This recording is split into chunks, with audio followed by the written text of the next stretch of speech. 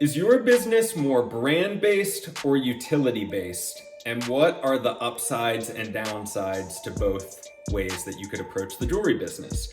Well, let's start with what either of these actually are. A brand-based business is somebody that's going to focus on more conceptual products, building kind of a fantasy world around the products that when people come to your store, they're entering into a world. There's something special happening.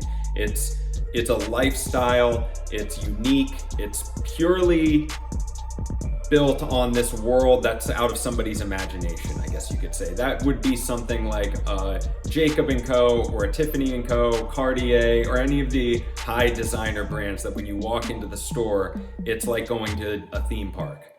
On the utility side, these are more of the types of places like Dave's Diamond Depot of Dallas.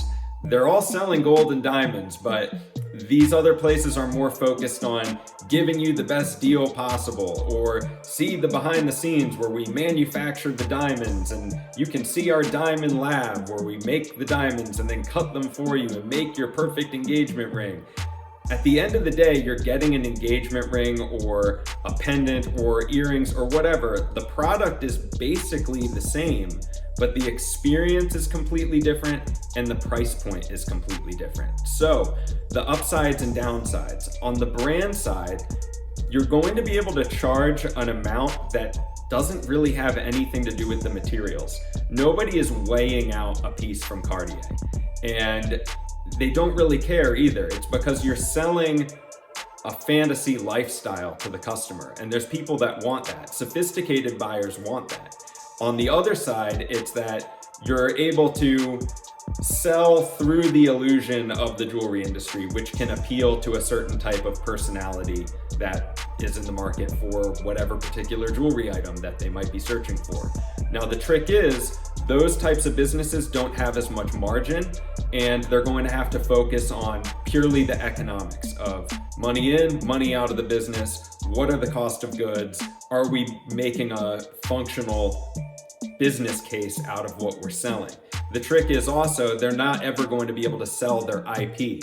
It's all just going to be the numbers. If they ever wanted to exit the business, it's just going to be, what's the balance sheet look like? Is there a book of business? What's the location of this business? And so on. It's all going to be completely mechanics. Whereas on the side of branding, it's, okay, well, what is the value of this logo?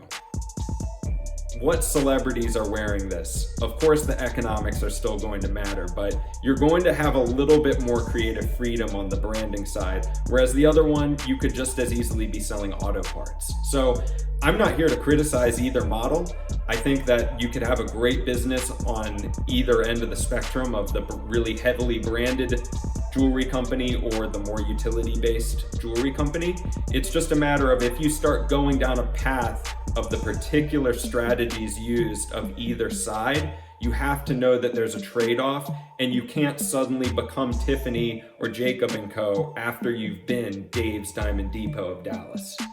Likewise, if you're trying to build a brand and you really want to be able to just move items and make it more cash flow based, it's tough to get there and become Cartier overnight.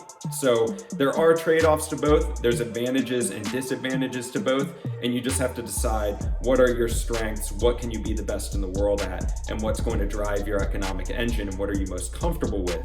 And when you make a decision, you have to pick a lane and go for it and commit. And that's how you can make the most of if you're a brand-based business or utility in jewelry.